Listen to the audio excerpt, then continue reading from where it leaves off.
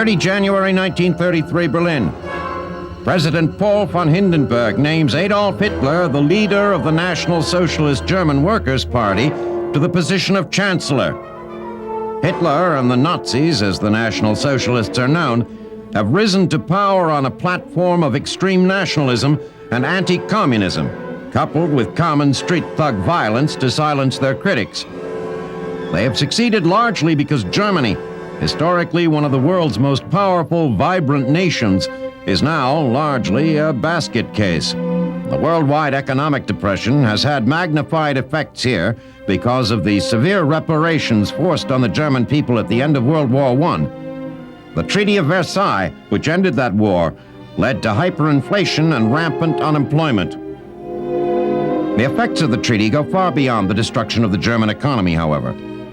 It prohibits Germany's having a strong army, bans their air force, and reduces their navy to a mere shadow of the navies of other European powers. Many Germans, unreconciled with the surrender in 1919, believe that Germany should still be the dominant power in Europe and cannot accept her subjugation at the hands of the Western Allies. Particularly galling is the humiliation of Germany by France, a longtime rival.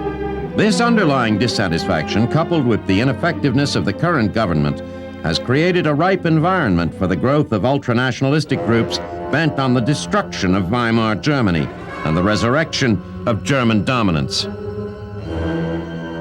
It is to this sentiment that Adolf Hitler has appealed.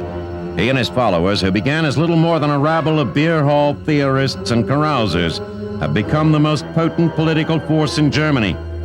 They have risen from the ashes of a failed coup in 1923, the so-called beer hall putsch. Hitler served 9 months in jail, during which time he wrote a political autobiography, Mein Kampf. That screed outlines his political, social, and racial vision, and is the self-described destiny of Germany and her people.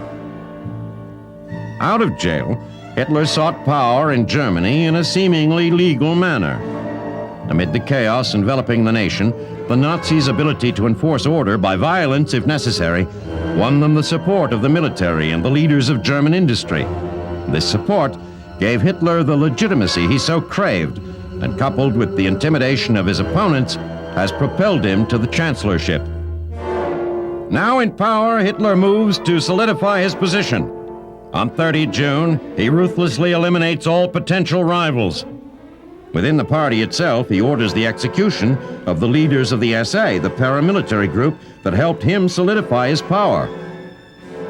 On 2 August 1934, President Hindenburg dies. Hitler declares himself Führer and Chancellor. He solidifies his position by getting the military to swear personal allegiance to him alone. In March 1935, Hitler institutes compulsory military service and reestablishes the German Air Force in direct violation of the Treaty of Versailles. The Western Allies, responsible for the enforcement of the Versailles provisions, do nothing.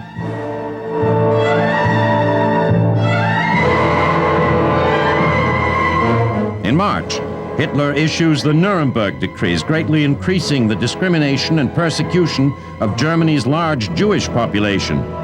Again, the world's reaction is muted.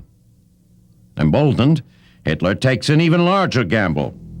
In March 1936, against the advice of his own generals, he sends German troops back into the Rhineland, a region historically a part of Germany that has been demilitarized as a buffer zone with France.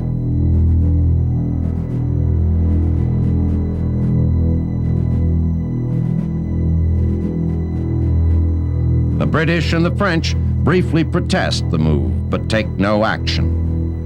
It is, for Hitler, an enormous triumph. In this single stroke, he establishes his supremacy over his generals, rallies the German masses behind him, and most importantly, cows the Western Allies.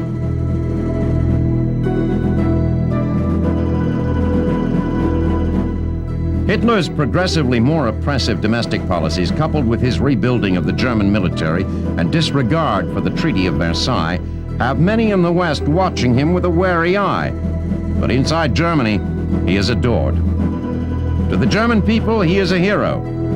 He has brought them from the depths of depression and subjugation to their rightful place as a dominant player in the affairs of Europe. They know, whatever happens, Germany under the Nazis can no longer be ignored.